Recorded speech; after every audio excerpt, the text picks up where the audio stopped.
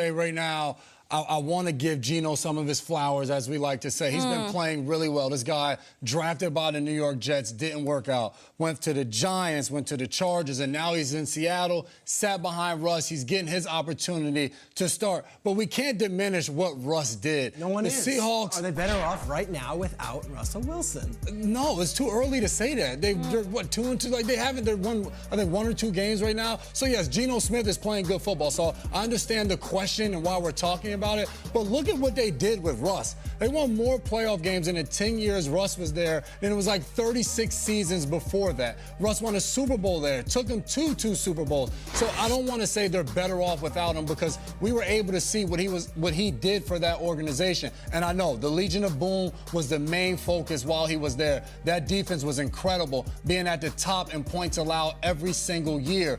But he got it done. He made plays on his feet. He made plays outside the pocket to secure wins, to get them going, to find some momentum. So Russell Wilson, Strange, and all the other acronyms and things you want to say about him off the field, let's ride, all of those things on the field, he finds a way in clutch moments to get the job done. Right now, I'm not going to say they're better off without him. Broncos struggling a little bit, still 2-2. A quarterback like Russ brings some faith and some belief in the building. I can't tell you how badly I'd love to go here. I'm dying to go here.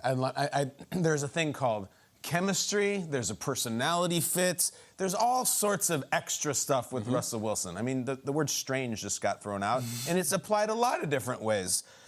I just can't get there yet. I can't. Are you disappointed in me, Peter? No, go. I want to hear your take. I mean, listen. I love the Geno thing. I love Geno as a person. I love his story, and he's playing really well, and he's sitting completion percentage records. There's still a point where you're like, we have Russell Wilson, and he is a killer, and he has 9 playoff wins, and he engineered maybe the greatest comeback in playoff history. It's still Russell Wilson. It just feels very hot-takey. It feels like maybe we should go on our show and pose a question. They're better off without, and the headline really reads like, that's garbage, basically, for other shows. Like, we try to pride ourselves on some authenticity here, so I can't jump on it. I just can't. And believe me, like, I am not Russ's champion, and they're definitely having problems with Denver, and maybe it will work out, maybe it wouldn't. I just still have too much respect for the purely on-field product that he presents and how magical he is. And I'm not talking about the Legion of Boom era. I'm talking about the DK Metcalf and Lockett era in which he had brilliant stretches and brilliant performances, and ultimately it was flawed. So, no, I can't get to the, are the Seahawks better without Russell Wilson? Now, if you want to talk about are the Cowboys better with Cooper Rush, then come on over and sit down. I'll get to that in a different segment, but I can't get there with Russ. Let me present the case. And it's not hot takey. It's Russ didn't want to be there anymore. And for 2 years, he had this place hostage on, I'm sort of here, I'm not sort of here. He went to his agent and listed different cities he would want to play in. That hovers over an entire organization. Does our quarterback want to be here? Does our quarterback want to play with us? Well, they eventually trade him, and let's look at the trade compensation that they got here for Russell Wilson. What did they get in exchange? Well, they get Drew Lock, who's now the backup quarterback. They get Noah Fant, starting tight end. They get Shelby Harris, starter. They get 2 different first-round picks, 2 different second-round picks, a 5th-round pick. And you know what they're paying Geno Smith right now? They're paying Geno Smith $500,000 with bonuses that can be up to $4 million. Geno Smith's on a 1-year deal. To me, it's Russell is 32, doesn't want to be here. I think his best football might be for the Seattle Seahawks behind him.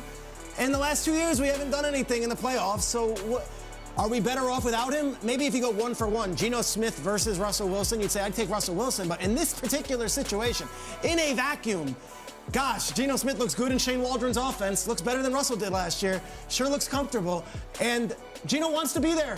Geno wants to be there and is making 1/100th of what Russell was making.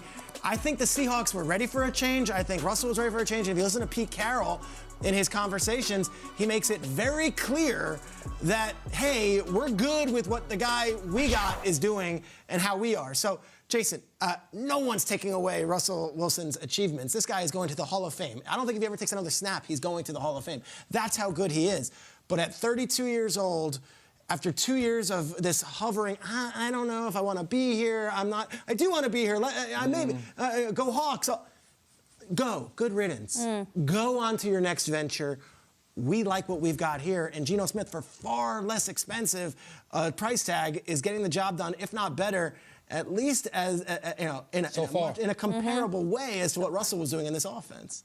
That's all we can answer the question to is so far. I think to project a Geno Smith-led Seahawks team to have the playoff success that Russell Wilson is, that's a little too far to go with when you're going to extrapolate the situation. But you go with the numbers and the trade and the compensation, then the Broncos had to pay the guy, which was an even further commitment to the situation.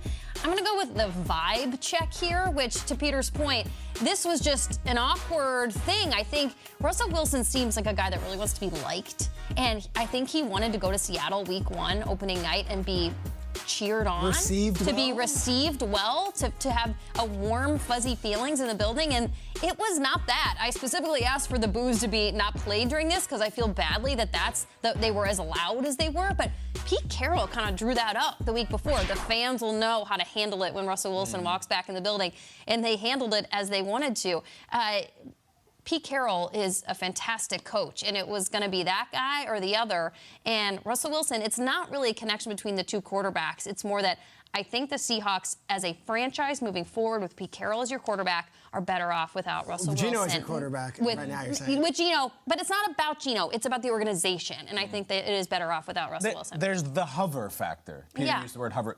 But then there's also the are you a good player factor, which trumps the hover. No the doubt Seahawks about are 2-2. All right, has Geno Smith had a big win yet? They got crushed by the Niners. They beat the Lions. You know what Russell Wilson would have done to that Lions team? He would have gone for 500 yards. So, like, But we've said that about Russell Wilson in the first couple weeks. Like, you know what he's going to do to this team or that, and he hasn't done that yet. But with he Denver. With Seattle. Like, the hover thing is real. But is Geno going to be? Are we talking about Geno in week 9 and week 12 and week 30? I don't know. NFC's offensive player of the week. He leads every stat in a lot of ways. And I would say this.